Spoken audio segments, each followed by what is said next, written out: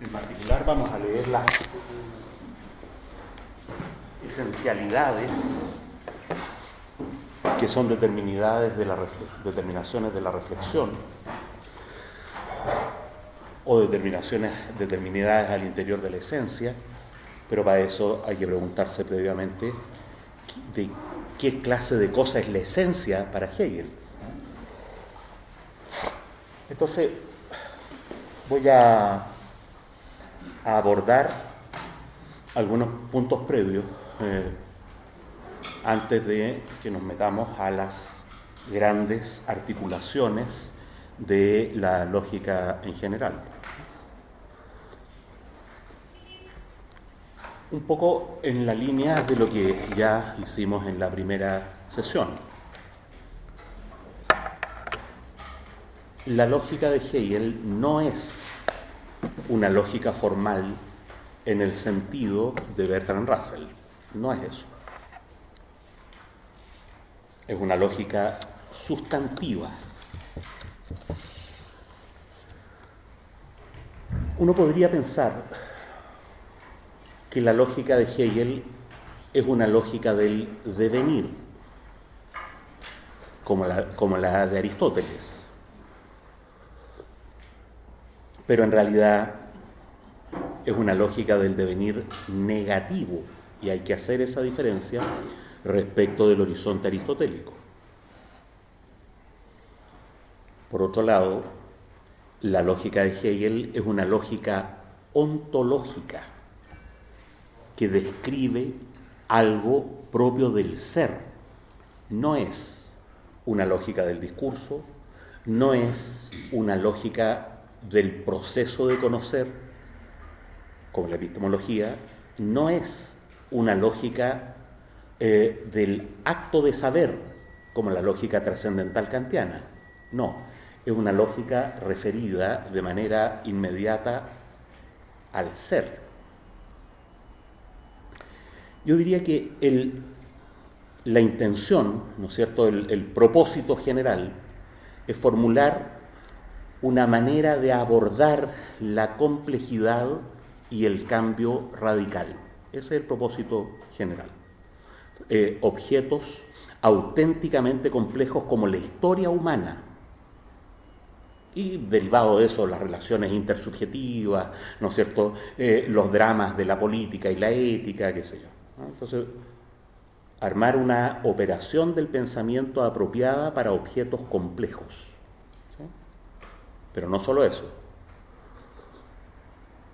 Armar una operación del pensamiento, una manera de abordar objetos contradictorios, sometidos a tensiones contrapuestas radicales.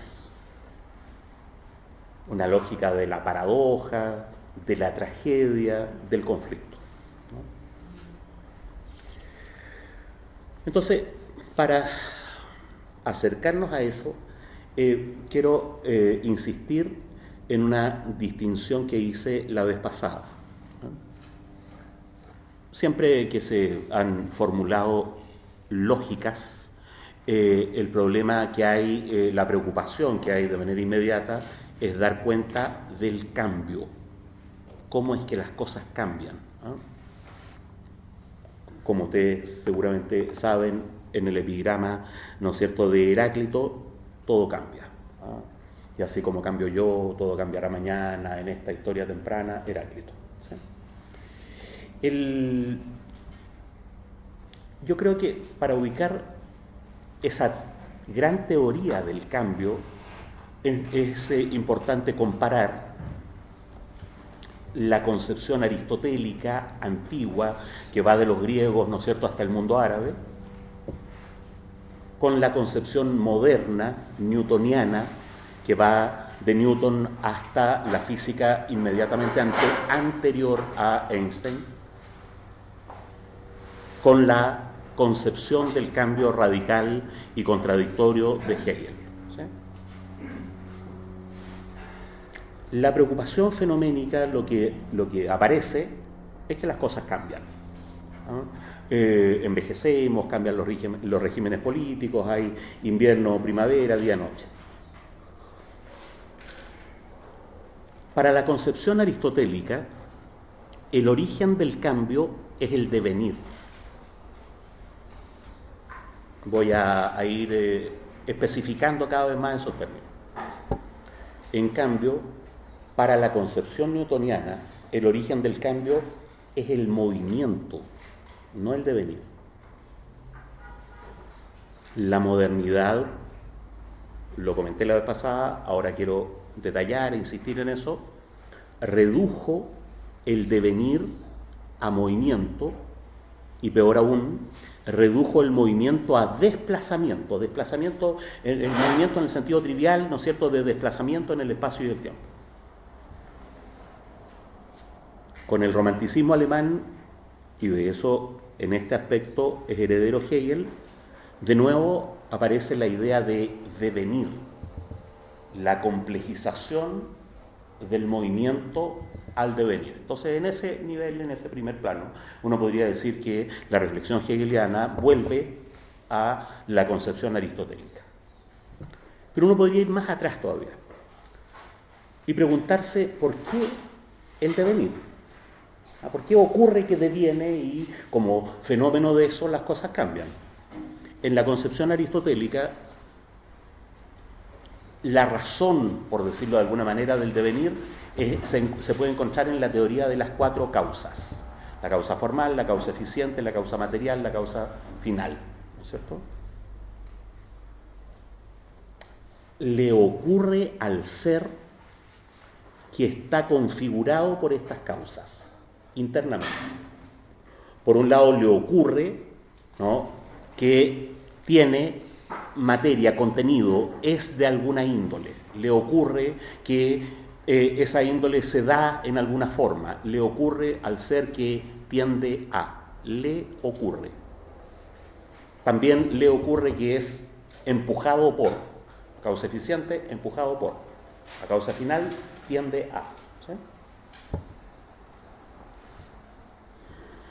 En cambio, lo que pasa en la mecánica moderna es que el devenir ha sido reducido a movimiento y la causa del movimiento se suspende. Descartes es uno de los primeros que lúcidamente dicen, mire, aquí para explicar por qué las cosas cambian, lo que hay que suponer, introducir como hipótesis, es una determinada cantidad de movimiento que se redistribuye. ¿Sí? Una hipótesis. Sin eso no es pensable que haya cambio.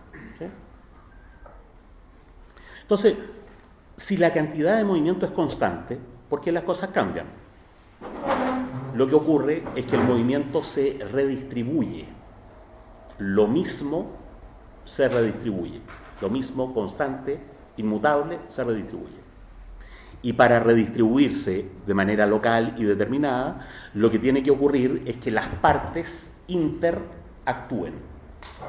Entre, ¿no?, que actúen de manera exterior, unas partes sobre otras, y entonces esta parte empuja, la que es empujada recibe movimiento, el movimiento, ¿no es cierto?, no se crea, no se destruye, se mantiene, se redistribuye. Entonces, en vez de la doctrina de las 4 causas, está toda una teoría de la interacción, y la mecánica es eso, una teoría de las interacciones.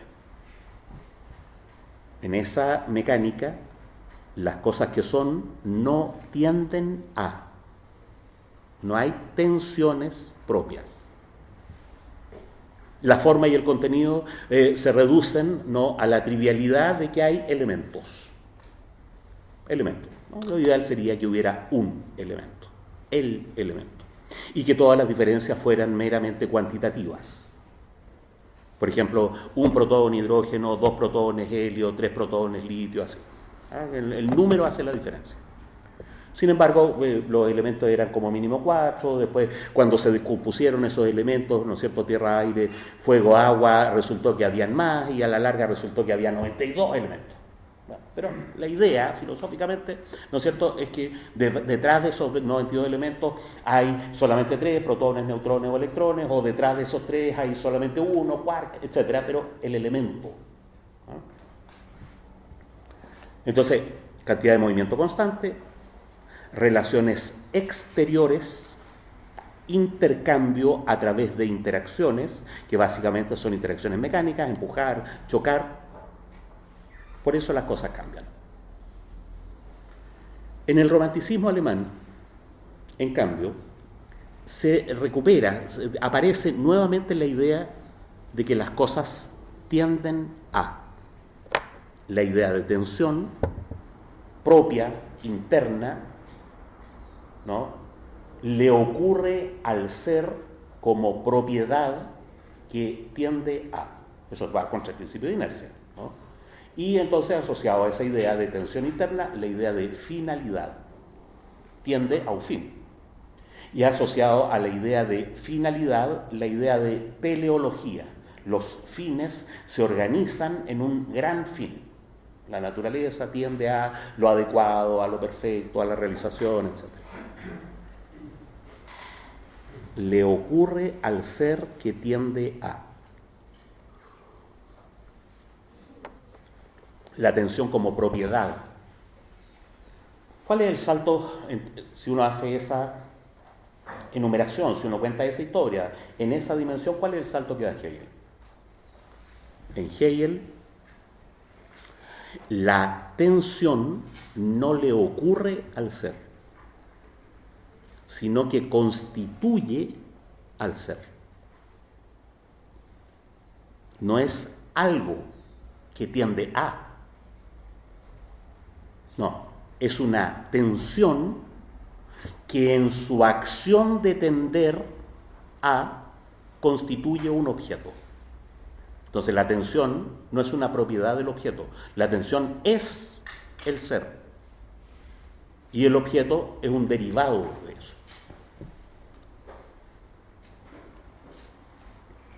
Y entonces, cuando uno dice en Hegel, el cambio se debe al devenir, ya, pero ¿por qué hay devenir? ¿No es cierto?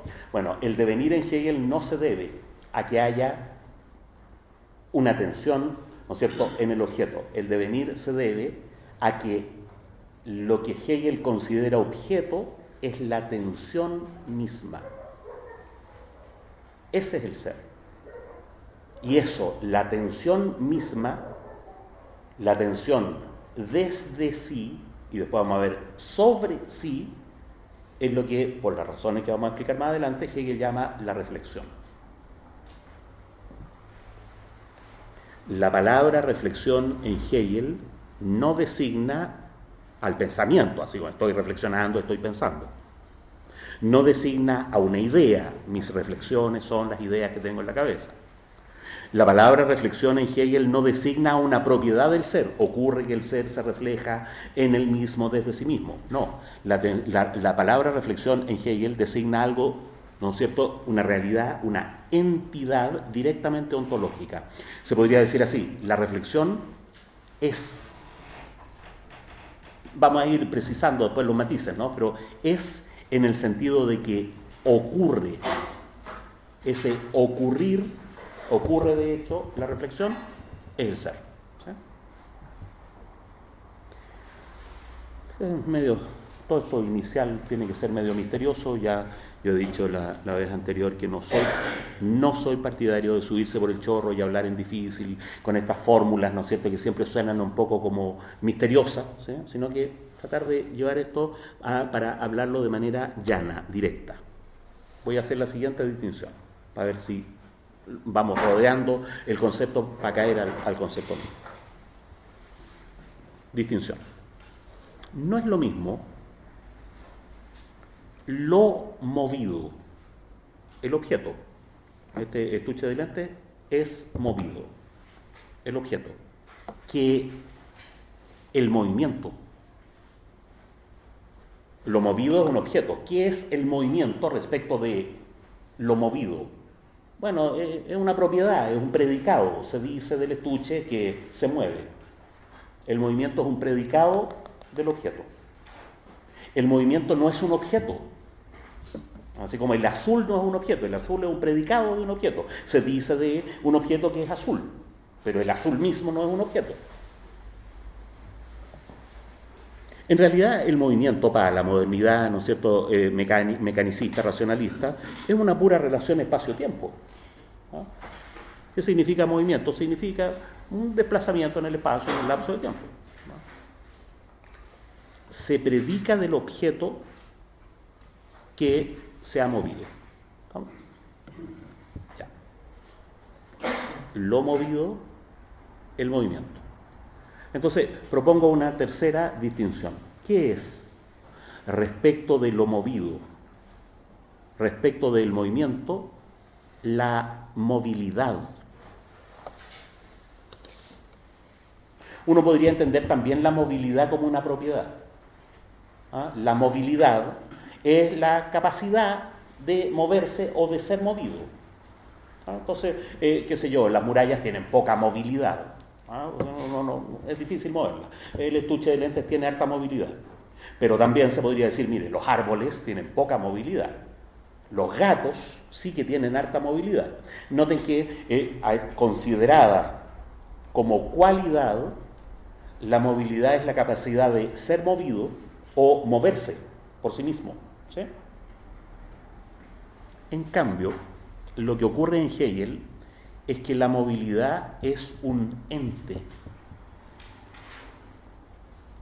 Aunque la palabra sea extremadamente ambigua, es un algo. ¿Sí? Es un ámbito sustantivo. No solo es un algo, es el algo. Es el ámbito sustantivo que constituye a esos entes, a esos algos que llamamos cosas. Entonces, si uno hace la pregunta en términos directamente ontológicos, ¿de qué está hecho el mundo? Para la visión aristotélica, el mundo está hecho de una sustancia fluida que deviene y en su devenir, tendiendo a, adquiriendo forma, constituye los cambios. Una sustancia, una especie de gelatina universal, ¿no es cierto?, que toma distintas formas, distintos contenidos, tiende a distintos fines. Entonces, de eso está hecho el mundo. Una sustancia fluida, continua. Los aristotélicos tenían esta cosa del horror vacui, del horror al vacío, ¿no? Está todo lleno. En cambio, para la mecánica, ¿no es cierto?, para la concepción mecánica del mundo, para la modernidad, ¿de qué está hecho el mundo? Está hecho de elementos en un espacio vacío, ¿no es cierto?, y esos elementos se desplazan a partir de una cantidad constante de movimiento y se redistribuyen. ¿Sí? Muy bien. En Hegel, ¿de qué está hecho el mundo? ¿No? El mundo en Hegel no está hecho de cosas. Está hecho de una sustancialidad, ojo, no sustancia, sustancialidad originaria que puede ser interpretada como movilidad pura y constituyente. Movilidad, se mueve, es capacidad propia de moverse. Pura. Pura significa que no es la movilidad de algo, sino que es el algo. Y, justamente, constituyente, una movilidad que hace al ser. Esa es para mi gusto, el secreto de esta ontología no convencional de Hegel. Es una ontología en la cual algo que se ha considerado tradicionalmente como propiedad o predicado, la movilidad, se considera como el ente mismo. ¿Sí? ¿Qué significa movilidad sustantiva? Significa que la movilidad, esta propiedad de moverse por sí mismo, desde sí mismo, coincide con la sustancia. Dicho en esos términos, entonces, tanto el devenir aristotélico como el devenir hegeliano son ámbitos de movilidad sustantiva. ¿Sí? Una sustancia que por sí misma, desde sí misma, cambia, tiende. ¿Sí? Deviene. A mí me gustaría distinguir ahora, porque tanto Hegel como Aristóteles, hacer una distinción más fina. Distinguir la movilidad sustantiva de algo que uno podría llamar una dinamicidad sustantiva. La palabra dynamis ¿no? Tiene que ver con energía, tiene que ver con conflicto, eso, con conflicto, con contraposiciones, ¿no? La movilidad sustantiva es la aristotélica. El fin es exterior, la movilidad es un predicado, le ocurre al ser. Pero además, ese fin exterior y esa movilidad, como decíamos la vez pasada, es una tranquila movilidad. Fluye como fluyen los ríos, los arroyos, que a lo sumo pueden encontrar dificultades, ¿no es cierto?, en el cauce, en las piedras, en las ramas de árbol que cayeron, claro, pero fluye igual, a pesar de esas dificultades. En cambio, la dinamicidad sustantiva coincide con la sustancia, es el ente que es, ¿sí? Es una tensión constituyente no solo desde sí, sino sobre sí. Una tensión en la cual el fin no está más allá del objeto en sentido espacial, ¿no?, sino que está en el objeto mismo. En el objeto mismo. La dinamicidad es un devenir conflictivo o también una tensión opuesta. Tensión opuesta significa una tensión cuyo horizonte, es decir, la tensión tiende a, ¿no?, pero tiende en contra de sí misma. Una tensión opuesta. Entonces, uno podría distinguir una tensión opuesta, conflictiva, contra sí misma, de una tensión lineal. Lineal en el sentido espacial, de hacia un fin. Si uno tuviera que dibujar la tensión lineal, es una línea, una flecha. Si uno tuviera que dibujar una tensión opuesta, un círculo. Un círculo en que la línea se revierte sobre aquello que tendía. ¿Sí? Yo creo que Hegel puso estas distinciones en la primera página de la lógica. En la primera página. A Hegel le costaba muchísimo llegar a la primera página. Hay como 80 páginas de introducciones antes de la primera página. En la primera página de la lógica, ¿no?, es esa página que dice el ser, la nada, el devenir. ¿Sí?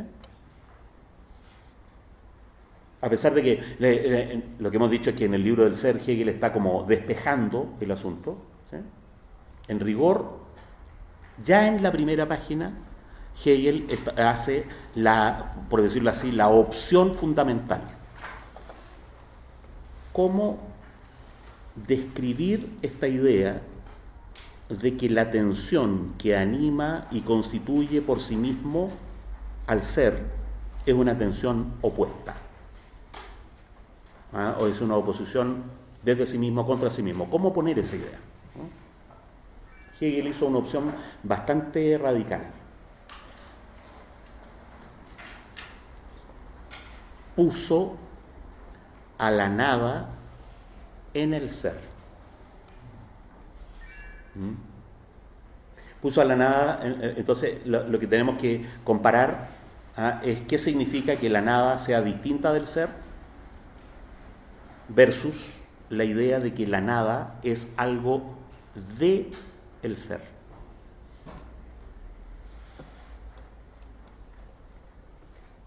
La nada para los griegos era el horror nomás. La nada es algo que no se puede predicar. La reflexión ante la nada queda como suspendida. ¿Sí? De la nada, ¿qué se puede decir? Solo se puede predicar del ser, de la nada solo se puede predicar cuando uno se le imagina como ser. O, en resumen, mi opinión es que los griegos no lograron hacer un concepto de lo que es la nada. Consiguieron una especie de pleno continuo, de lleno, ¿sí?, de fluidez, ¿no es cierto?, continua. Son los modernos los primeros que interpretan la nada como el lado de afuera del ser. El lado de afuera. Piensan en chileno, en lenguaje, como dicen los ciúticos, en lenguaje natural. Cuando uno se imagina la nada, lo que imagina en realidad es una nada de cosas. O sea, cuando uno dice, piensa en la nada, uno se imagina un espacio sin cosas. Pero que sería al revés. Vamos a llegar a eso, lleguemos a eso. Pero primero, para el sentido común de la modernidad, que es el nuestro, ¿no es cierto? La nada es pensada como espacio, una metáfora espacial. ¿Qué es la nada? Es ese espacio donde no hay cosas. ¿Sí? Y la nada es pensada previa a las cosas, en el sentido lógico, no en el sentido temporal. Entonces, hay la nada. Y es como la operación de echarle a la nada el elemento, los átomos, con la cantidad de movimiento, y ahí todo funciona. Eso genera un montón de ideas conexas, ¿no? Los elementos mantienen relaciones literalmente exteriores entre sí. Literalmente, entre un elemento y otro, hay un espacio vacío. De ese espacio vacío se puede decir, entre este pedacito de ser y este pedacito de ser hay nada. ¿Sí? Pero eso genera también la idea de la nada como una especie de ámbito que rodea al ser. Como un escenario. Como una especie de escenario, ¿no es cierto? Y bueno, en las épocas optimistas la gente se fija en el ser, en las épocas más depresivas la gente se fija en la nada. Todo está asumido en el sinsentido de la nada, aquí no hay un orden primordial, etc. Pero eso depende un poco del sentido del humor de las capas medias, digamos, que depende a su vez de la crisis capitalista, etc. Pero eso da origen a otra noción, que es la idea de borde, de límite. Se imagina el tránsito a la nada en términos espaciales. Aquí dura el ser, hay un borde y empieza la nada.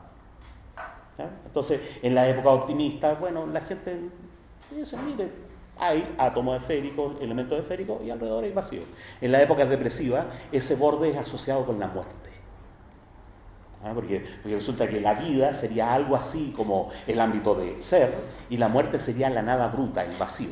Por supuesto, la muerte mía, porque los modernos se mueren de a uno. La muerte es una cuestión como privada, como individual. Y en realidad el único pueblo en que la gente se muere de a una. Y entonces cuando imagina la muerte, cuando un filósofo moderno imagina la muerte, imagina su muerte. O la de su papi, o la de su hijo, qué sé yo, imagina una muerte, no la muerte. Y esa, ¿no es cierto? La muerte para el individuo es la nada bruta. ¿Imaginan la muerte?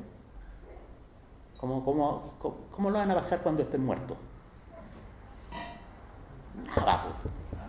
Una especie de oscuridad infinita y espantosa. Oscuridad. Pero es que no va a haber conciencia de eso. No va a haber conciencia, pero si hubiera, sería una especie de oscuridad. De hecho, la transición a la muerte es una puerta blanquita donde uno se acerca y después pasa, o hay pura oscuridad o hay pura luz. Profesor, en Hegel, según lo que puedo entender cuando está que el movimiento en la evolución del ser en sí, cuando usted dice que geográficamente espacial hay una nada, ¿cierto?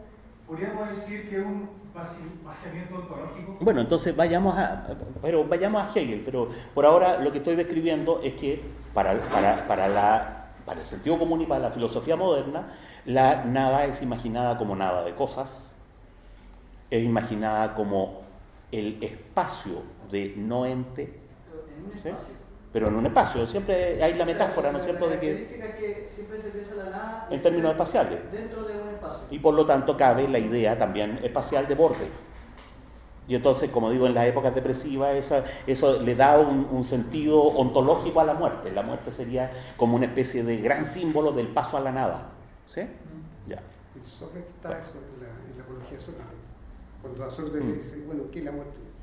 Si existe la vida, bueno, voy a encontrar con los antiguos filósofos, voy a debatir con ellos, voy a pasar súper bien. Si no existe, bueno, no tengo de qué preocuparme. No, claro, no tengo que preocuparme porque es una especie de vacío espantoso. Espantoso porque no porque haya algo espantoso, sino por la carencia de cualquier cosa que sea valorable. Un espanto que surge por una especie de contraste, por decirlo así. Porque uno se puede encontrar con cosas espantosas, ¿no es cierto? Me muere, me encuentro con un dinosaurio, ¿no es cierto? Me comen unas anguilas, o me encuentro con José Piñera, hay muchas cosas espantosas que a uno le puede pasar. Pero eso significa pensar la muerte como una especie de prolongación de la vida, pero más oscura. Acuérdense que los griegos no tenían infierno, ¿no es cierto? Tenían esta especie de vida de la muerte que era el averno, la gente seguía viviendo. Es una especie de vacío y por lo tanto es espantoso por negación. Bueno, en todo caso, la modernidad piensa a la nada como algo exterior al ser. El ser está lleno de ser y alrededor la falta de ser es la nada. ¿Sí? Bueno, ¿qué es lo que ocurre en Hegel? Lo que ocurre en Hegel es que la nada es algo de el ser. Lo que ocurre en Hegel es que la nada ya no es pensada a través de una metáfora espacial.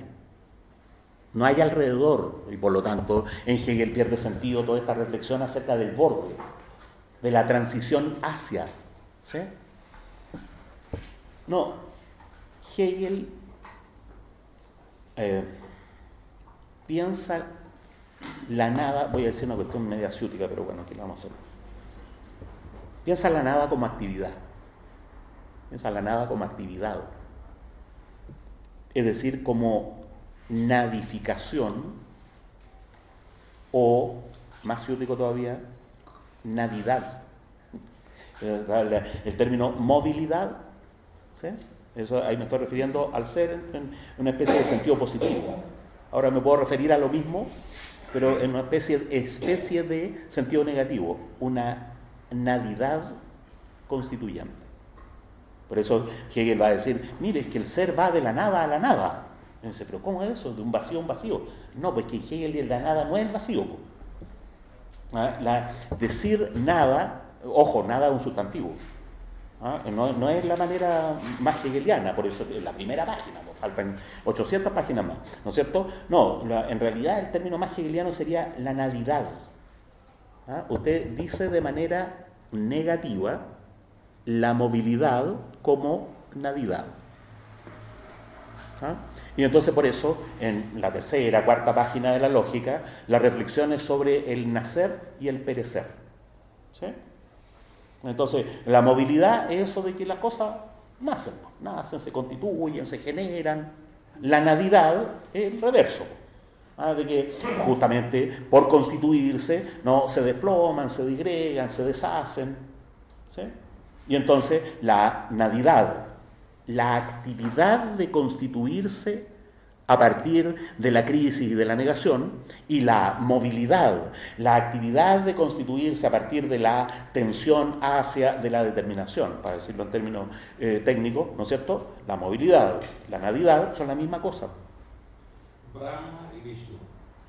Uno podría creer que Brahma y Vishnu, si los hindúes hubieran tenido esa sabiduría.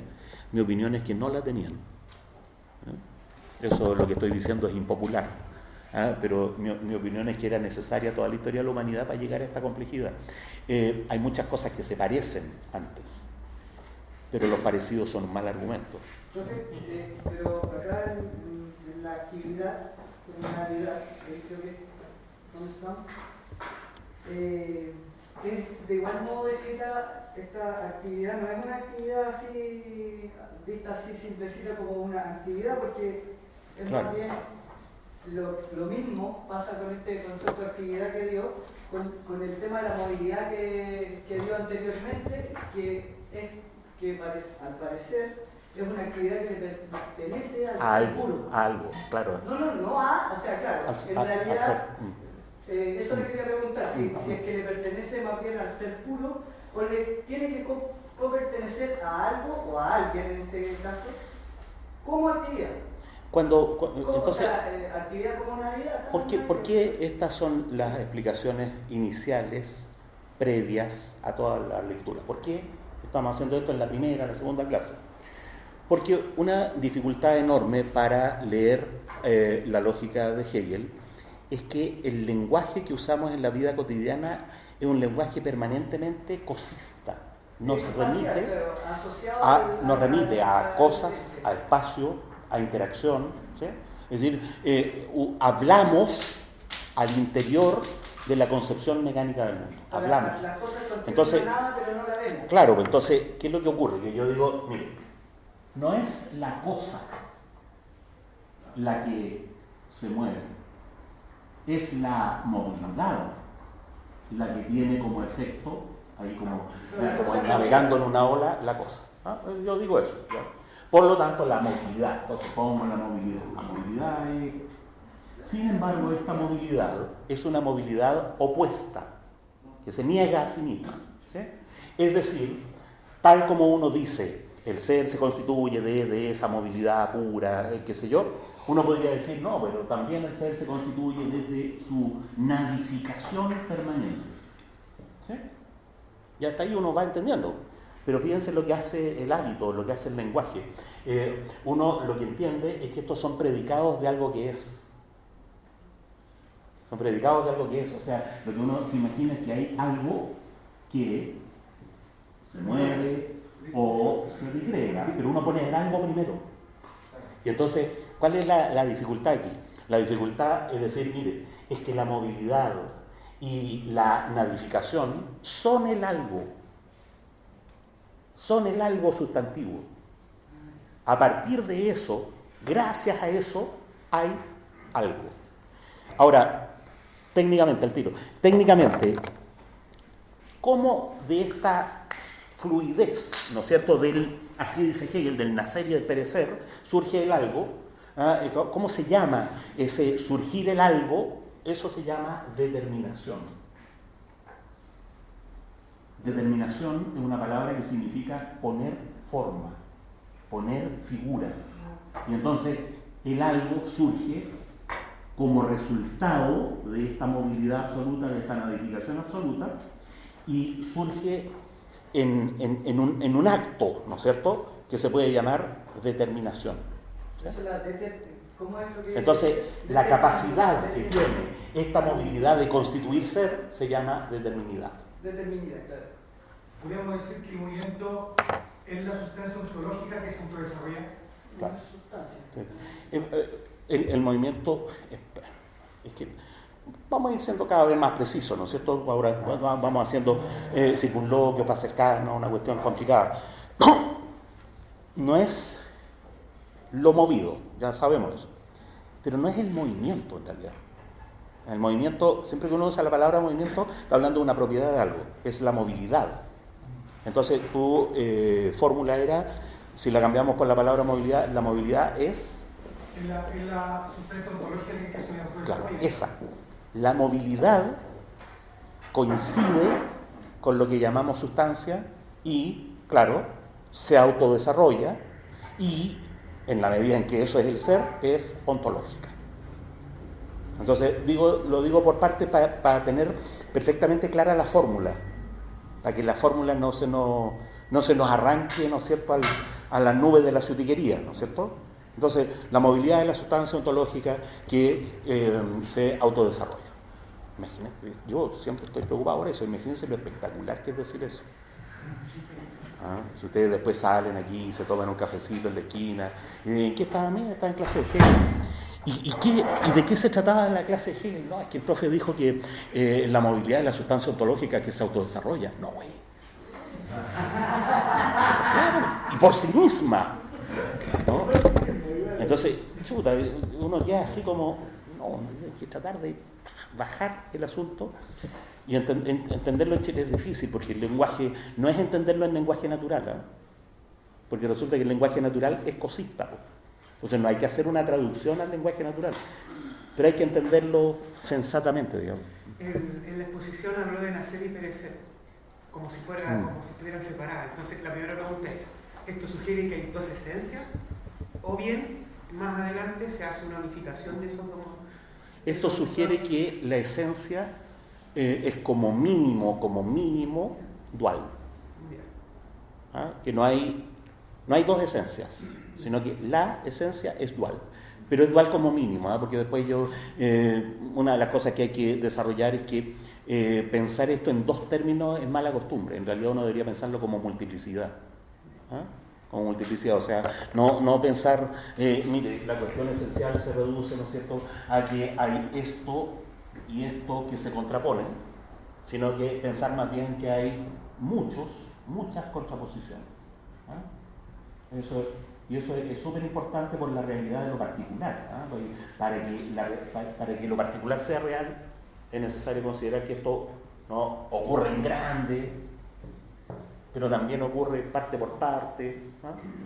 Entonces, la esencia es como mínimo. Bueno, ahora, ¿por qué la esencia? Porque resulta que esta movilidad constituyente es la que Hegel llama esencia. Entonces, hay un uso de la palabra esencia que no corresponde al vocabulario filosófico convencional. En el vocabulario filosófico convencional, la esencia es pensada como interior del fenómeno. Entonces, hay algo que aparece, el fenómeno, y habría una verdad más allá de las apariencias, y esa sería la esencia. Es decir, la esencia es pensada como, voy a decirlo en filosofía, como ente que es, ente que ya es, pero que está rodeado de esta cuestión que en buenas cuentas es culpa del observador. El que haya fenómenos no es culpa del objeto, es culpa del observador. El objeto por sí mismo es transparente. ¿Y cómo ves Spinoza? Claro, lo que complica la percepción habitual que tenemos de Spinoza es la idea de totalidad. La idea de totalidad, ¿no? Precisamente Spinoza es el filósofo que pone en la modernidad el hecho de que no hay interacciones, una cosa, otra cosa y después la acción, sino que toda acción es acción interna, es desde dentro. Entonces, claro, Spinoza es como precursor de la recuperación del devenir, de la recuperación de la idea de que el devenir y la sustancia coinciden. ¿Sí? Sin embargo, en Spinoza el devenir es una propiedad de la sustancia, es una propiedad. En cambio, en Hegel, el devenir es por sí mismo la sustancia. En Spinoza hay una sustancia que deviene, en Hegel hay un devenir que se constituye como sustancia. Entonces, eso de considerar la movilidad como un ente es lo que jode la vida para leer toda la lógica. En cualquier párrafo, si uno pierde esa idea, se pierde lo esencial que Hegel quiere decir. En Hegel, la palabra esencia no designa al interior del fenómeno. La palabra esencia designa... Ahora, ¿por qué Hegel usa la palabra esencia? Porque de alguna manera es un interior, ¿no es cierto? Es un interior para la reflexión, para el pensamiento. Este discernimiento de la esencia es algo no evidente. El pensamiento ha tenido que pasar por los fenómenos, ¿no es cierto?, para llegar a algo no evidente. Lo no evidente, no en el sentido espacial de que está en el interior, sino en el sentido de que el pensamiento se ha demorado en llegar a esa conclusión. Lo no evidente es que la movilidad misma es el ente. Entonces, para eso, para lo no evidente, para aquello en que el pensamiento tuvo que llevar, hacer un largo trabajo para llegar a esa conclusión, Hegel usa la palabra esencia. ¿Sí? Sin embargo, cuando usa la palabra esencia, se refiere a ese concepto con una idea completamente distinta a cómo la usa la concepción mecánica del mundo. La esencia, en Hegel, no obedece a una metáfora espacial. Se podría decir que la palabra esencia es usada en una metáfora dinámica, una manera de designar a la dinamicidad. A la dinamicidad. El ser, por decirlo así, llega a ser de manera consustancial a la nada. Movilidad, nadificación. El ser. La esencia es eso, pero considerado como movilidad pura. El concepto en Hegel es esa totalidad. Hegel no usa la palabra concepto, de nuevo, de la manera habitual. En el lenguaje filosófico habitual, la palabra concepto alude a una idea, a una representación, a una ocurrencia. Yo tengo el concepto de lo que es un libro, el concepto de lo que es una mesa, ¿sí? No, Hegel usa no solo la palabra ser de manera ontológica, la palabra esencia de manera no espacial, sino que usa la palabra concepto de una manera no intelectual, no intelectualizada, ¿sí? Ocurre que en esta movilidad que coincide con la modificación llega a ser el ser. ¿Sí? Ocurre. Bueno, eso entero es el concepto. Preguntarle, ¿acaso en Hegel coincide la existencia con la esencia en una unidad indisoluble?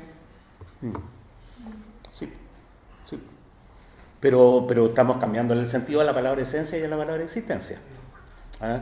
La existencia es aquello que llega a ser. Y el acto de llegar a ser es la esencia. Y entonces, esencia es como el aspecto dinámico de la existencia. Es la misma cosa mirada fijándose en dos cuestiones distintas.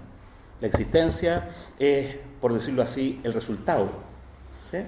Pero ese resultado no es el resultado final, no es el resultado dado, no, es se puede decir más técnicamente, es el resultar.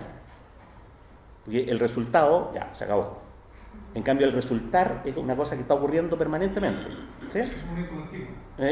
Está aflorando. Eso es la existencia. Y la esencia es el acto de resultar. Entonces, claro, la esencia y la existencia coinciden. ¿Sí? De la misma manera como la esencia y el ser coinciden. Otra manera de decirlo, de decir eso mismo, es decir, el ser es lo que resulta de la movilidad absoluta que es la esencia. ¿Sí? Pero no lo que resulta y ya resultó, sino lo que va resultando permanentemente. ¿Sí? Y el concepto es cuando uno logra agarrar eso. A ver, faltan un par de connotaciones. ¿Ah?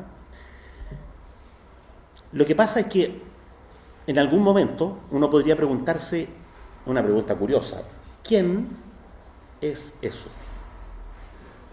Es una pregunta curiosa porque del ser uno no pregunta quién es el ser. ¿El quién es Dios o el quién es uno? ¿Sí? En Hegel lo que ocurre es que esto, dicho técnicamente el concepto como concepto, es sujeto, o peor aún, es el sujeto. No hay más sujeto que eso. Eso es el sujeto. O, como esto es una pura movilidad, es el acto de ser sujeto permanentemente. ¿Sí? Entonces, el concepto se realiza como concepto cuando se constituye como sujeto. ¿Sí? Y eso es súper importante, por eso la lógica del concepto se llama lógica subjetiva. Y la lógica del ser y la lógica de la esencia se llaman lógicas objetivas. ¿Sí? Es curiosa esta ontología, ¿eh? Es una ontología en que el ser es alguien. Noten que en el concepto mecánico del mundo, en el ser hay alguien. ¿Sí? Por ejemplo, en el ser hay Dios, pero somos ateos. Entonces uno dice, bueno, en el ser hay seres humanos, pero hubo guerra nuclear. Y entonces en el ser no hay nadie. ¿Es pensable el ser sin Dios y sin seres humanos? Sí, pues estarían los átomos ahí dando vueltas inorgánicamente en un lapso infinito, porque no hubo un Dios que los creara, no hay un juicio final, y los seres humanos, que eran como el representante de la lógica de Hegel, fueron exterminados por la guerra nuclear. Y sigue habiendo ser. En Hegel no puede ocurrir eso. En Hegel no puede ocurrir eso. Resulta que este gran proceso de ser es tan grande, es tan infinito, es tan autocreado que se puede llamar Dios. Se puede llamar Dios porque es la suma de todo lo que hay, de todo lo que perece, de todo lo que nace. Se puede, y Hegel es cristiano y dice, mire, esto es apropiado llamar Dios a esto, ¿no? El punto al borde del ateísmo es que eso que es todo el ser, que es todo el sujeto, que es toda la movilidad, somos nosotros.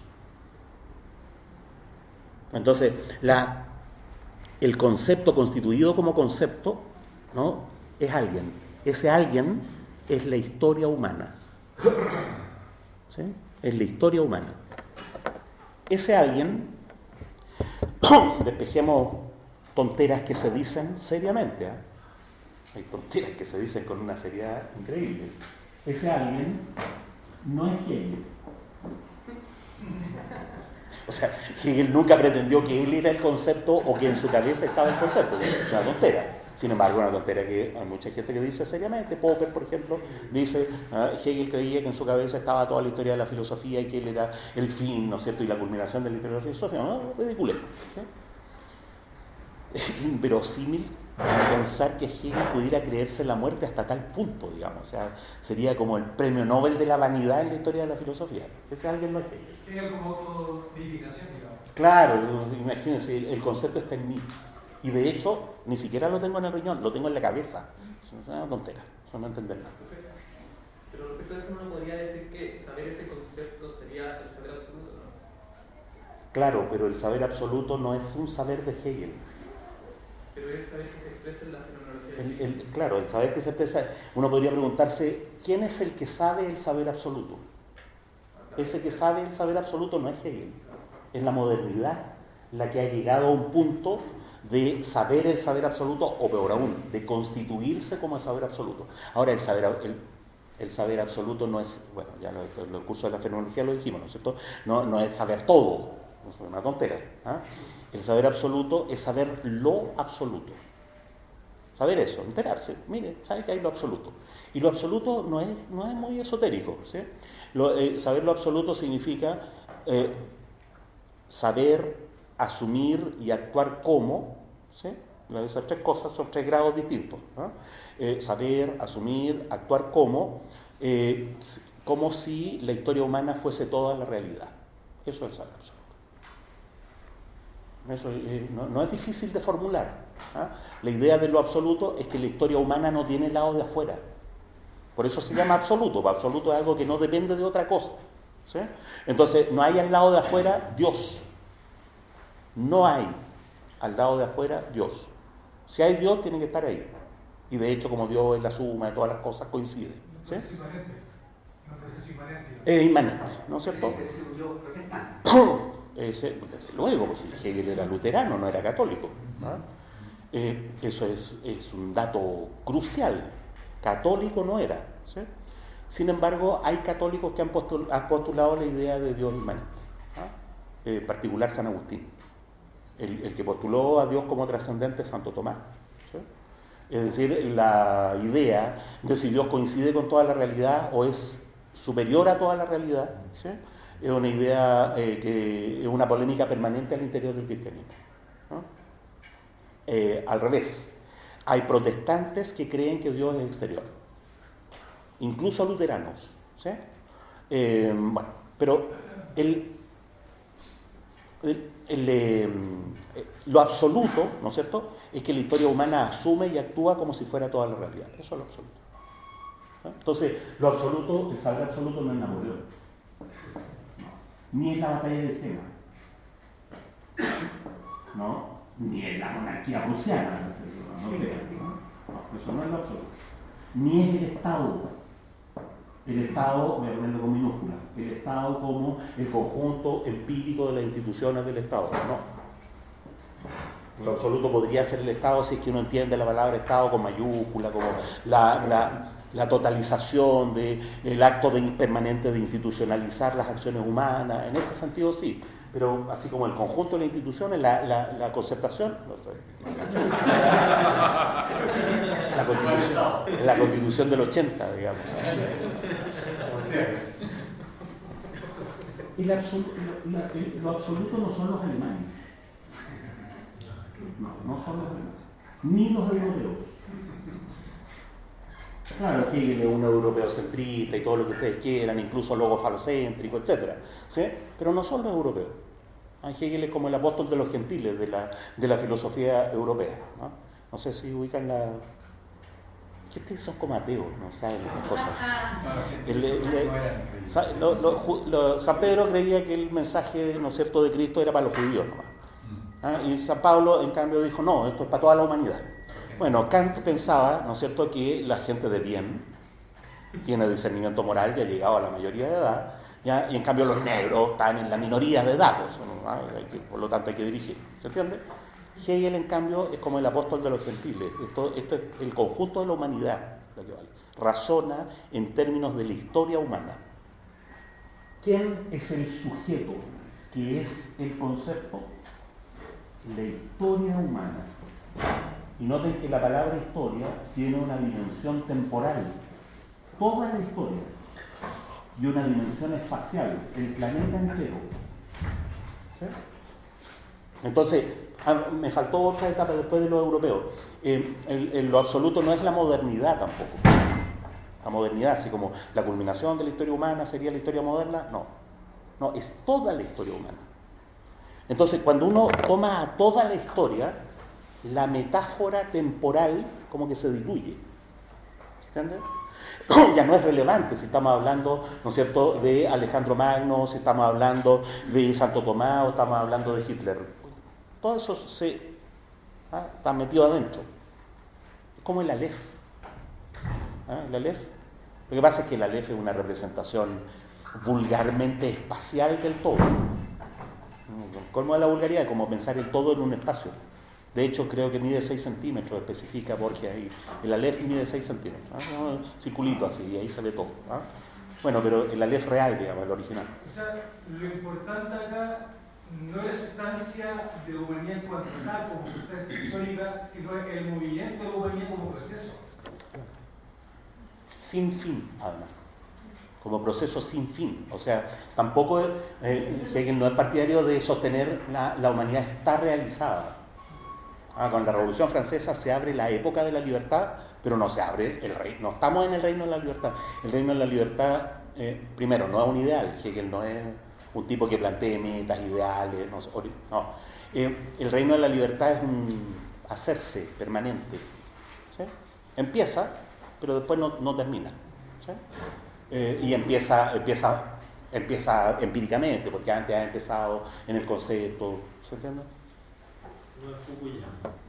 No, eso es una tontera, no hay ningún hegelólogo competente que haya estado de acuerdo con que la palabra fin, la expresión fin de la historia en Hegel significa que la historia se terminó. ¿Sí?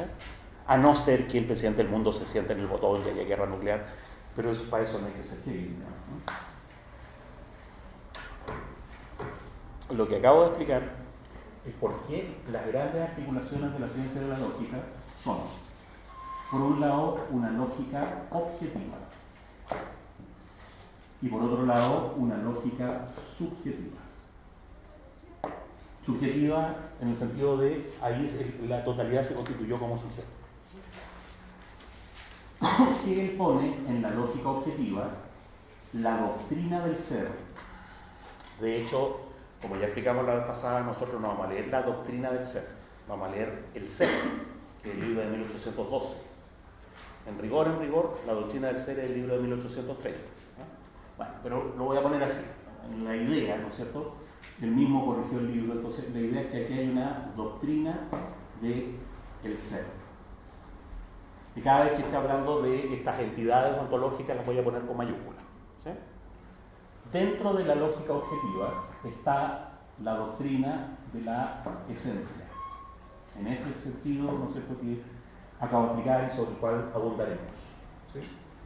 Y la lógica subjetiva coincide con lo que se llama doctrina del concepto. ¿Sí? Sin embargo, cuando uno mira la lógica de esta distinción, que es una distinción administrativa, el índice del libro, ¿sí? En rigor lo que ocurre es que la doctrina de la esencia está a caballo entre la lógica objetiva y la lógica subjetiva. Entonces uno debería dibujar más bien la inclusión así, en que la doctrina de la esencia queda perteneciendo a los dos lados. ¿Sí?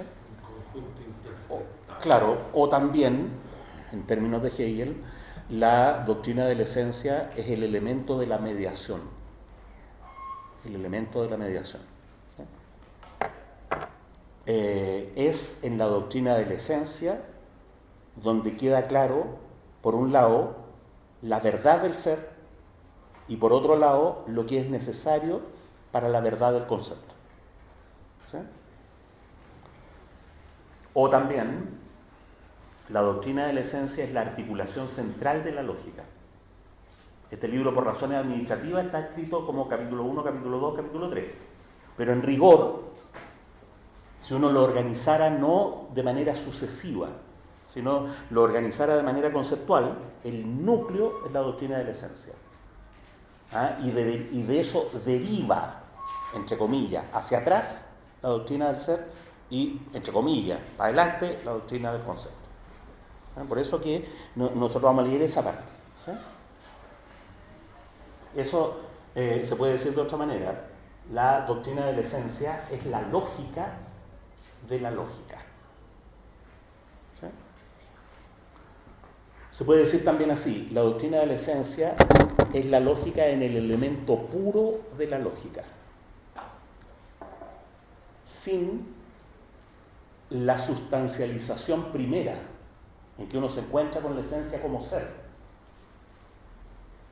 sin la totalización que es el resultado, en que uno, asumiendo la esencia, se da cuenta, ¿no es cierto?, después asume que esa esencia es un ser que es sujeto, que es negativo y una serie de cosas. ¿Sí? En la doctrina de la esencia, de lo que se trata es de mostrar la índole más interna, más íntima de la movilidad absoluta que constituye al acto de ser. ¿Sí? Se puede decir en términos como pedagógicos, así como cuando uno explica, como uno habla de estas cosas. La doctrina de la esencia es pura teoría. Pura teoría. Es la parte más teórica de esta. Toda la lógica es teoría. En realidad lo concreto es la fenomenología del espíritu por un lado y la filosofía del espíritu por otro lado. ¿Sí? La filosofía del espíritu, ¿no es cierto?, el derecho, la moralidad, la eticidad. Esa filosofía del espíritu es lo concreto total. ¿Sí? La fenomenología, entonces pongamos eso. La fenomenología es el camino que lleva a la lógica.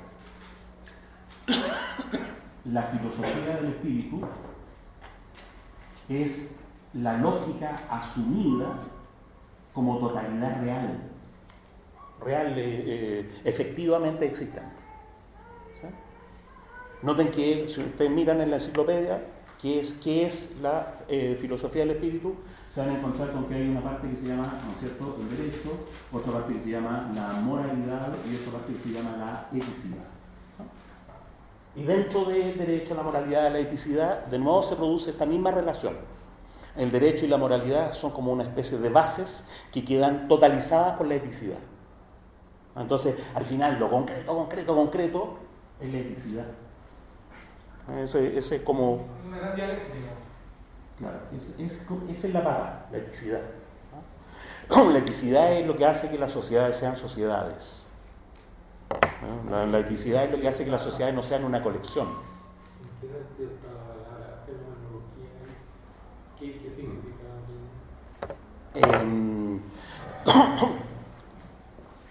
La fenomenología del espíritu describe, no explica, sino que va describiendo conceptualmente cómo es que la historia humana llegó a enterarse de que ella misma es toda la realidad. Entonces, fenómeno significa lo que aparece. Ya. La fenomenología es el estudio, logos, fenomenología, el estudio del aparecer del espíritu ante sí mismo. Por eso es una fenomenología del espíritu. La palabra espíritu está ahí designando al conjunto de la cultura humana. Entonces, claro, la fenomenología del espíritu es conceptualmente, no empíricamente, no una historia. Es conceptualmente una descripción del aparecer del espíritu desde sí mismo, ¿no?, ante sí mismo.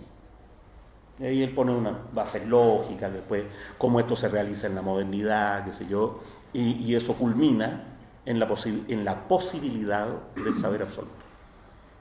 Ahora, ha ocurrido a lo largo de la fenomenología el discernimiento de, esto lo voy a decir con la máxima amplitud posible, el discernimiento de cómo funciona todo. Entonces se dan cuenta la amplitud de eso, así como cómo funciona todo. Y eso es la lógica. ¿Entiendes? La lógica es el describir del funcionar todo, ¿sí? Del funcionar del pensamiento, del funcionar de la sociedad, de todo lo que de todo aquello que es susceptible de funcionar. Entonces en el proyecto filosófico, esto es concreto, la fenomenología. La historia humana ha tenido este desenvolvimiento, la cultura humana. Esto es concreto, la filosofía del espíritu. Es deseable de las sociedades que se organicen de esta manera y es necesario para que haya sociedad tal y tal cosa. Y esto es el momento teórico. ¿Sí? Entonces, dentro del sistema, la lógica también es un ámbito de mediación. ¿No? El ámbito de mediación en que Hegel describe una forma de concebir el concepto adecuada a esta complejidad, a la complejidad de la filosofía del espíritu. ¿Sí? Por eso cuando uno mira el plan de la enciclopedia podría ser visto así, ¿eh? La lógica, cómo funciona todo, y después como la concreción de aquello que funciona como filosofía de la naturaleza y filosofía del espíritu. Paralelas, ojo. De nuevo aquí hay el problema de que los libros se escriben de manera sucesiva. Entonces, en la enciclopedia aparece la lógica, la filosofía de la naturaleza y la filosofía del espíritu en línea. Sin embargo, cuando uno ordena conceptualmente, en la filosofía de la naturaleza lo que tenemos es la historia humana considerada de manera... La historia humana, no la naturaleza. La historia humana considerada en su pura exterioridad. La historia humana considerada como si no hubiera ser humano. Por eso esa parte, en su pura exterioridad, en su pura materialidad, es lo que se llama naturaleza. Los seres humanos considerados como pura cosa. Eso es lo que está en la filosofía de la naturaleza. Y en la filosofía del espíritu están los seres humanos considerados como seres humanos. Entonces, son paralelos. Ese sería como el gran plan filosófico. Respecto de eso, este es el puro funcionar, o al revés, es el funcionar puro. Profesor, pero ese movimiento filosófico de Hegel que se expresa en la historia y que usted dice que conlleva la humanidad y también el ser humano desde un punto de vista particular, ¿no profundiza en la subjetividad del ser humano en cuanto tal, en su subjetividad más honda? La subjetividad del individuo. O sea, porque es todo un conjunto de una cosificación, entonces ¿dónde ya concreto la subjetividad? Yo creo que, bueno, Hegel no se refiere a la subjetividad como subjetividad individual. Se refiere a la subjetividad, el dar. Eso ahí hay que acostumbrarse a esa partícula. Subjetividad, movilidad, esencialidad, etc. Se refiere a la subjetividad como el ámbito sustantivo que hace posible que haya individuos. No como una propiedad de los individuos, sino como aquello a partir de lo cual son posibles los individuos. Yo creo que Hegel se enteró de que existían individuos. Se enteró así como, existen los individuos. No como el Gartal Kierkegaard. No como el Gartal Kierkegaard. No solo no, sino exactamente al revés de cómo lo plantea Kierkegaard. Kierkegaard es una consecuencia extrema del individualismo moderno, extrema. Kierkegaard tiene un problema al revés, entender a las comunidades como sujetos. En Hegel el problema es inverso, entender a los individuos como sujetos. En Kierkegaard las comunidades son una colección, y que se constituyen solos si los individuos se portan bien, además. En cambio, en Hegel los individuos son un resultado del hecho de que hay una cultura común. Hegel es partidario de la libertad individual, de la autonomía de los individuos, pero en Hegel la autonomía de los individuos es un resultado histórico, es una tarea, no es un punto de partida. ¿Ah?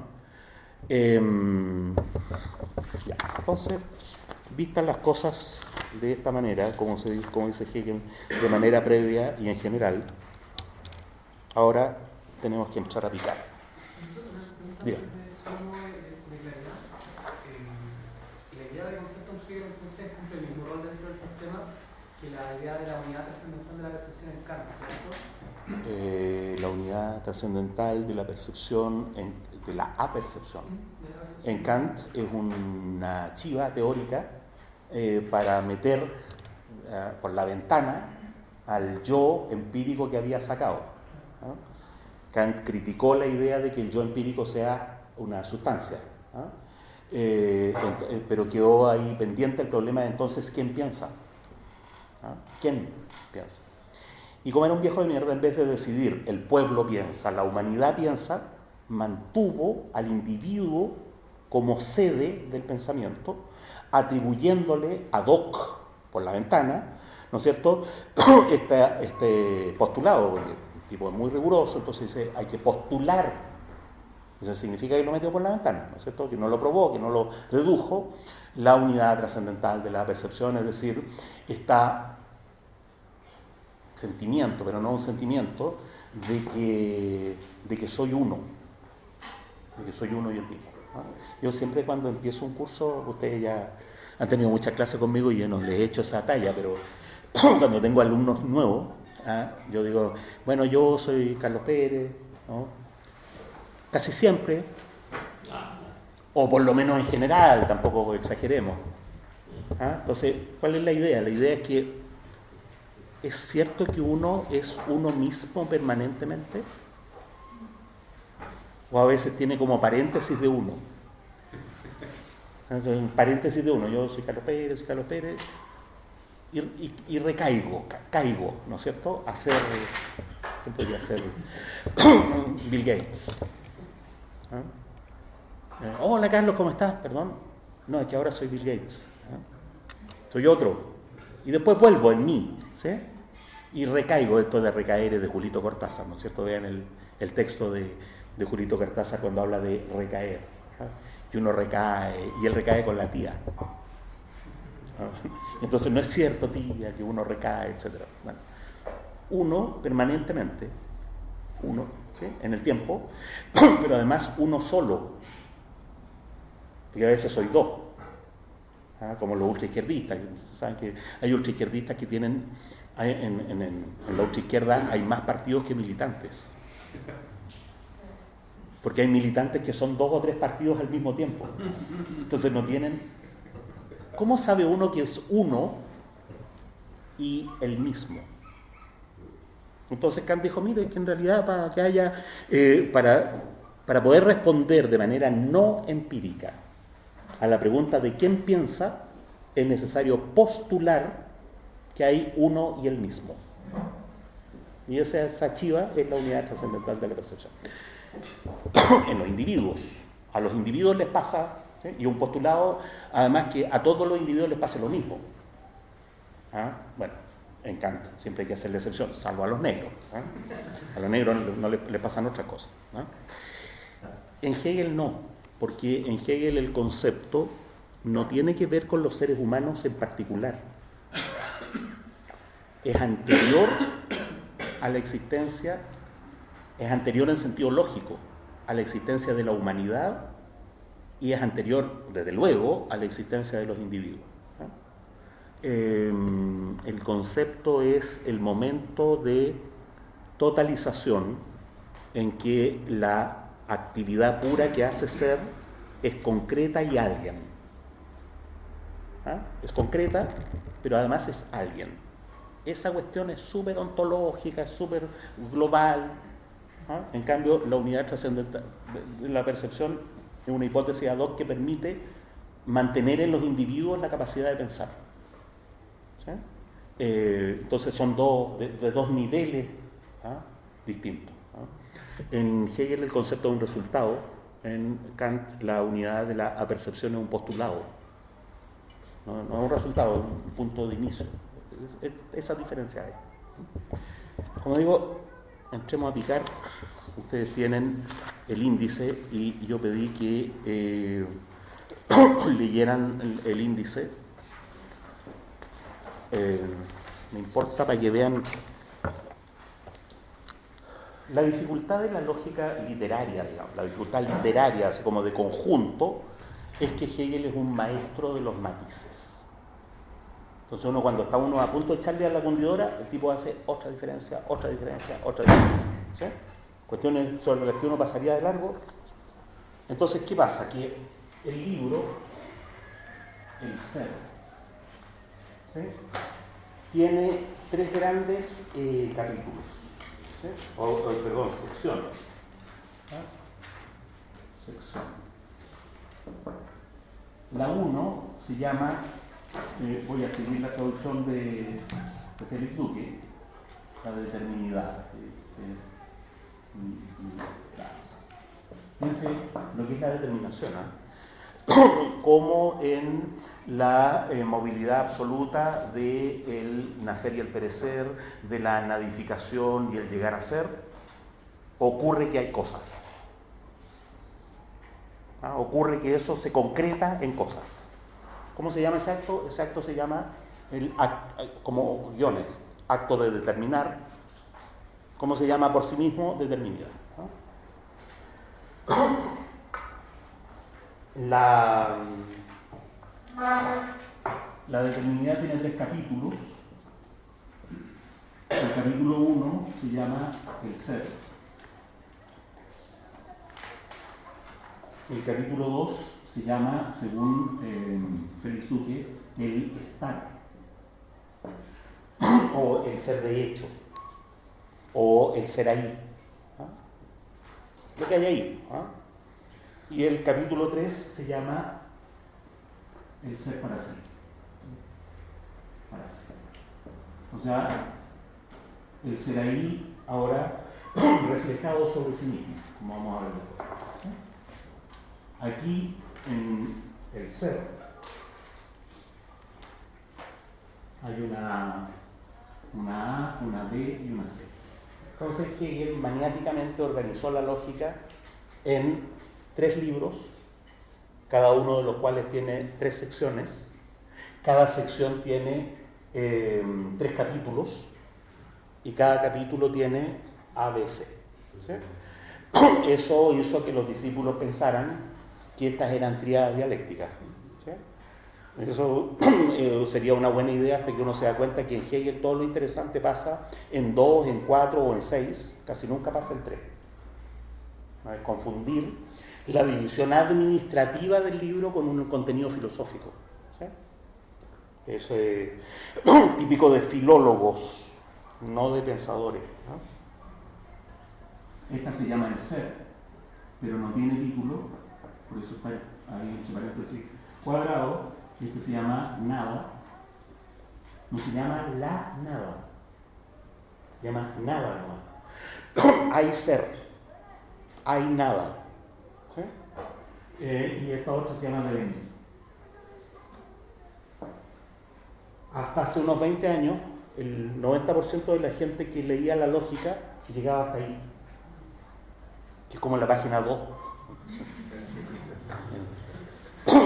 Y entonces habían largos comentarios sobre la introducción a la lógica y sobre la dialéctica del ser, la nada y el devenir.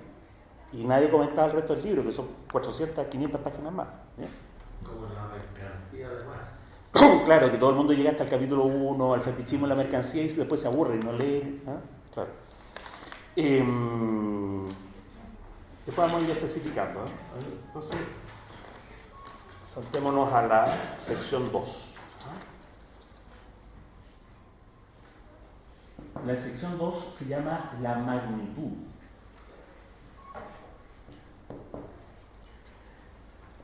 El ser considerado en el sentido de que es susceptible de número y medida. O sea, la diversidad, la variedad de las cosas. En la magnitud es típicamente el lugar donde Hegel dice, porque esto es una ontología, ¿no es cierto? Entonces va describiendo todo lo que es, dice, hay esto y aparte lo otro. la magnitud. Hay esto y lo otro como una agregación. Entonces, en la magnitud está la consideración filosófica de eso. Es una cuestión bien abstracta. Una ontología, entonces, todo lo que es considerado bajo el prisma de que es susceptible de número y medida. Entonces viene la reflexión filosófica. ¿Qué significa que sea susceptible de número? Es una cuestión filosófica, dije, el experto en el matiz más milimétrico. Piensen, por ejemplo, para que vean el tipo de problema. ¿Cómo es posible que Dios haya hecho 92 elementos químicos? Un Dios súper enredado, digamos, ¿no? Dios debería haber hecho un elemento, y por eso se llama el elemento, y después agregarlo con diferencias de número nomás. ¿Sí? Dios debería haber hecho puros protones. Y cuando los protones están de a 1, helio, cuando están de a 2, hidrógeno, cuando están de 2, helio, ¿sí? Pero resulta que hizo 92. ¿Por qué existe? Noten que en el fondo el problema es por qué existen las diferencias. ¿Por qué existen las diferencias cuando en realidad debería haber lo mismo agrupado en diferencia de número? Y entonces ahí hay toda una consideración de Hegel sobre la modernidad. En el fondo lo que Hegel está diciendo, mire, la lógica de la concepción mecánica del mundo es que hay una sola cosa organizada en número y medida distintas. ¿Sí? ¿Qué tiene que ver esto con lo cualitativo y lo cuantitativo? Sí, pues. De hecho, esto se llama la cualidad y esto se llama la cantidad. En otra traducción uno podría traducirlo así.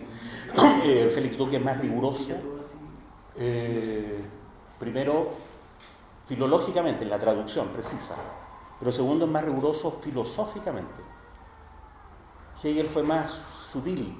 En vez de lo cualitativo y lo cuantitativo, pensó filosóficamente en qué consiste que haya cualidad, en que las cosas se determinan como ser, en qué consiste que haya cantidad, en que las cosas son susceptibles de número y de medición.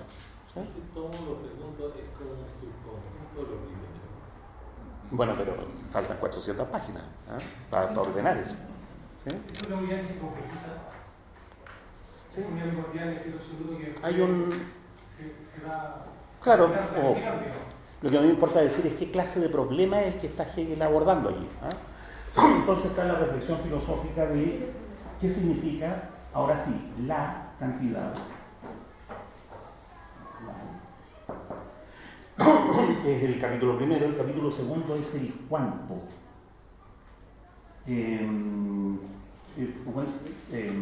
Duque lo escribe así, el cuánto. Pero hay gente que prefiere quantum, en el sentido, el cuánto es como la medida mínima, como en física cuántica. La energía está cuantizada, ¿sí?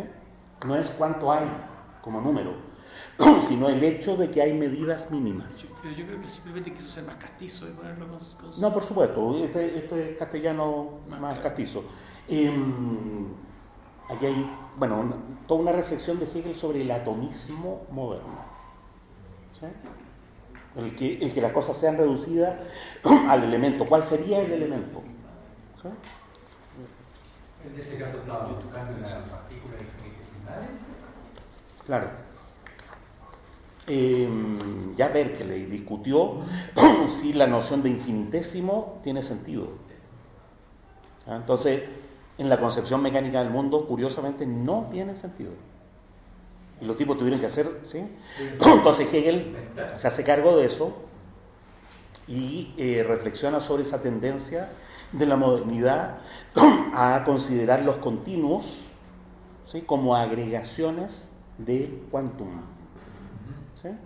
El continuo como una sucesión infinita de pedacitos. Y hace una reflexión filosófica sobre eso. ¿Sí? Y la tercera sección es la medida. La medida. Entonces, ¿qué es? La determinidad es súper fundamental porque ahí está la cosa más primigenia del hacerse el ser. En cambio, la magnitud es una reflexión sobre la modernidad. ¿sí? Sobre cómo la modernidad, sobre la ontología moderna. Entonces, perdón, A lo mejor no, también. estoy viendo más en índice. El capítulo tercero es la relación cuantitativa. La relación cuantitativa. La relación. ¿Sí? Después la sección 3, ahora sí. La sección 3 es la medida. Fíjense la lógica, la determinidad, la magnitud, la medida. La medida constituye al objeto. En la magnitud se recoge algo del objeto. En cambio, en la medida se le pone algo al objeto. ¿Sí? La medida. Entonces aquí, bueno, los capítulos, la cantidad específica. No la cantidad, la relación cuantitativa, la cantidad específica. Después, relación de medidas que subsisten de suyo. Ojo, porque la medida es algo que uno le pone a la cosa. Entonces hay un momento en que Hegel dice, no, pero aquí hay toda una hipótesis de que habría medidas de las cosas mismas, que no dependen del medidor, ¿sí? Del que hace la medición. Entonces eso es el capítulo segundo, se llama así, relación de medidas subsistentes de suyo. Una especie de ontologización de la medida. ¿Sí?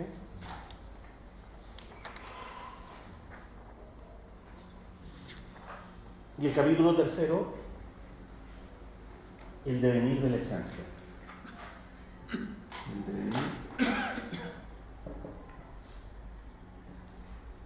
Algo que es muy característico de Hegel, un capítulo de transición, ¿no?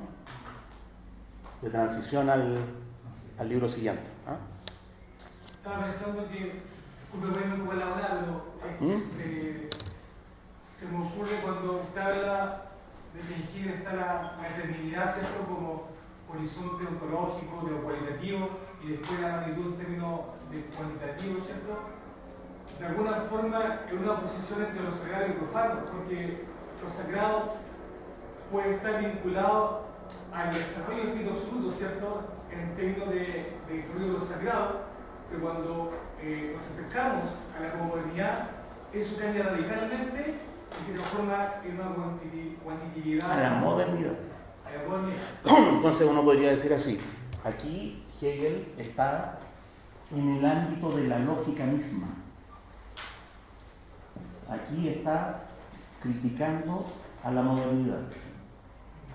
Y aquí vuelve al ámbito de lo lógico como tal, por decirlo así. Como tal. Y eso va a pasar a la esencia. ¿Se entiende? Entonces, a Hegel le importa mucho decir, mire, es que en realidad hemos llegado a la lógica, a esta lógica, a través de la modernidad. La modernidad no es un error. No es un error. Es un paso, ¿no?, que llevado al extremo permite formular una lógica que la trasciende. Eso es una cosa muy característica de Hegel, dejar todo pegado. ¿Sí? Entonces, voy a decirlo en chileno, en la sección 1, así es el asunto. La modernidad lo ha considerado de esta manera. Pero si usted lleva al extremo esta lógica, va a volver a cómo es el asunto en verdad. ¿Se entiende? Entonces, ayer también es característico de cómo Hegel razona, se completa una especie de círculo. ¿Sí? Este es el asunto, voy a decirlo de manera coloquial, no de manera técnica, en esencia. Pero mire, así se ha disgregado en la modernidad. Pero si usted lleva estas tendencias al extremo, va a volver al asunto. Pero va a volver al asunto mismo de una manera mucho más diferenciada, más consciente, etc. Y eso, considerar este capítulo en otro nivel de desarrollo es la doctrina de la esencia. Considerar el primer capítulo. Entonces, por eso tiene pleno sentido lo que hizo Carlos Hegel. Nosotros le decimos Carlos Hegel a un estudiante de acá de la universidad, ¿sí? Que hizo su tesis en la lógica de Hegel, ¿sí? Y ahora está en Australia. Comparar la primera sección del libro del ser con la primera sección del libro de la esencia, para mostrar que en realidad la primera sección del libro de la esencia especifica con mucho más matices y detalles algo que está insinuado acá. Y que esos matices y detalles fueron posibles llevando al extremo la lógica de la propia modernidad. ¿Sí? Esto de llevar al extremo ¿cómo decir? Primero criticar a la lógica de la modernidad, pero después decir... Y sin embargo es necesaria. Es necesaria, es el movimiento que anuncia la introducción de la fenomenología del espíritu. Claro, lo que pasa es que la crítica opera así. ¿Eh? ¿En qué consiste la crítica? En mostrar que es solo un momento de algo más complejo. La crítica en Hegel en general no es, esto es falso, esto es un error. No, la crítica es, esto es parcial. ¿Ah? Y como es parcial, es un elemento que contribuye a algo más complejo, ¿no es cierto? Que gracias a esa elucidación se hizo posible. ¿Sí? Siempre en Hegel no hay una diferencia neta entre lo verdadero y lo falso. Lo falso es lo incompleto, ¿no? Lo falso es lo poco desarrollado. Pero eso, lo incompleto y lo poco desarrollado, es el paso inicial para una cuestión más completa y más desarrollada. ¿Sí? Ahora, sin embargo, aquí hay una trampita, ¿no? ¿Qué es esta lógica de la magnitud? ¿A quién se está refiriendo, por decirlo así? Entonces uno podría decir, miren, lo que pasa con la lógica de la magnitud es que Hegel está considerando la concepción mecánica del mundo. ¿Sí? Newton. ¿Sí? Galileo, Newton. Pero Hegel sabía mucho más que eso. Sabía, porque lo sabía todo, hay un desorientado vocacional, un gran maestro, por lo tanto, un ejemplo digno de ser seguido. ¿Sí? Sabía que la mecánica de Newton había sido superada por la mecánica racional de Lagrange. La mecánica de los principios de acción mínima, la mecánica, ¿no es cierto?, en que ahora sí, si uno mira el libro de Newton, prácticamente no hay ecuaciones. Ahora sí que hay ecuaciones diferenciales, las ecuaciones de continuidad de Bernoulli, todas esas cosas sabía. Entonces, Hegel estaba criticando una lógica de la modernidad un poquito más complicada. Yo voy a ponerla así, la de Euler, la de Lagrange. Sabía eso. Pero Hegel sabía además que la mecánica de Newton tiene un correlato en biología, ¿sí? Que es la clasificación de Linneo. En Linneo está operando el quantum y la medida, pero no como número o como medición, sino como clasificación. Que otra operación del mismo tipo, de la misma clase filosófica, pero de una manera distinta. Bueno, Hegel sabía que la física de Newton, la biología de Linneo, había sido criticada por Goethe. Y por la filosofía de la naturaleza del romanticismo alemán. La filosofía de la naturaleza, Schelling, Apel, Oken. Un montón de gente que ahora la gente no conoce porque pasó violentamente de moda. Entonces, cuando uno dice la lógica de la modernidad llevada al extremo muestra la lógica de la esencia, ¿sí? Esa lógica de la modernidad es esto, la crítica del romanticismo alemán a la concepción mecánica del mundo, ¿sí? Y esa parte, yo siempre digo, a nosotros nos falta, actualmente no hay erudición sobre eso, ¿sí? Entonces, para entender cómo se pasa en Hegel, cómo es posible que la cantidad específica sea algo superior, más complejo que la relación cuantitativa o que el quantum, hay que pasar por una ciencia que no está a la mano, por decirlo así. Hay que pasar por una filosofía de la naturaleza que habitualmente no tenemos presente. Se me ocurre como para graficar todo este sistema enorme de la... Usted dice que hay una circularidad, ¿cierto? Igual me imagino de que... Una circularidad que conduce a la esencia, o sea, que conduce al próximo capítulo. Esa circularidad posiblemente está diagramado en la imagen del Ouroboros, la serpiente que se muerde la cola, porque al mismo tiempo... Es todo un tema las metáforas geométricas que se le pueden atribuir a Hegel. Mi opinión es que las matemáticas convencionales no alcanzan para Hegel. Y que uno no le puede atribuir metáforas geométricas de la geometría analítica convencional. Un círculo, un triángulo, una espiral ascendente, ¿sí? Una espiral convergente. Para mi gusto son metáforas demasiado pobres, inapropiadas, ¿sí?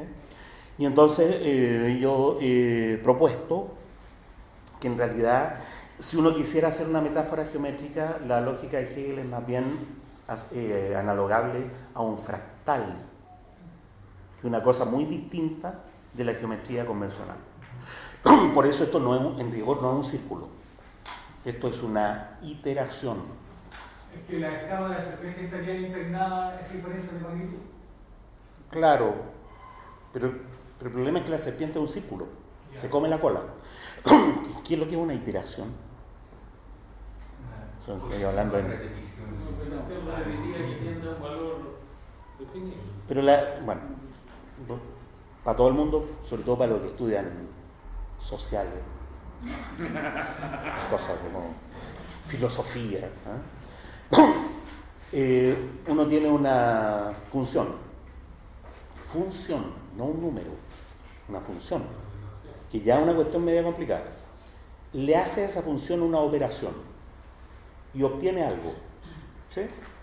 Y enseguida a lo que obtiene le aplica la misma operación. A lo que obtiene le aplica la misma operación. Entonces, iterar es una especie de círculo, pero en cada vuelta del círculo el resultado cambia de orden. No cambia de cantidad solamente, eso es trivial. Por ejemplo, 1 más 1, 2, 2 más 1, 3, 3 más 1, 4, eso es trivial. No, cambia el carácter de la ecuación inicial. ¿Sí? Entonces, para poder hacer eso, se hacen algoritmos, más que ecuaciones. Algoritmo es la descripción matemática de un procedimiento, más que de una igualdad. ¿Sí? Entonces, lo que ocurre en Hegel es ese tipo de cosas, una iteración. Entonces, cuando se da vuelta y se llega, no se llega a la determinidad, se llega a la esencia. Por eso que el último capítulo aquí se llama el devenir de la esencia, o el devenir hacia la esencia. ¿Sí? Entonces, no un círculo, es otra figura. Las iteraciones que se hacen sobre un algoritmo fractal no ocurren por partes, además. Pueden ver eso en internet, ¿no es cierto?, en el computador, y ven cómo la figura se va transformando. Pero los computadores son súper pajarones y lineales, y entonces hacen la iteración por parte, en orden, y uno la ve en la pantalla, va cambiando la pantalla así como algo distinto. Uno pone una iteración y la pantalla cambia, pero ocurre linealmente. No, las iteraciones hay que imaginárselas como que simultáneamente en todos los puntos ocurre una transformación. Y después de nuevo, simultáneamente en todos los puntos ocurre la transformación. ¿Sí? Entonces, no hay un camino, no hay un recorrido. Lo mismo está transformándose, además no por partes, sino que simultáneamente cambia. Considerando el fractal como un conjunto. Los fractales son algoritmos, son procedimientos.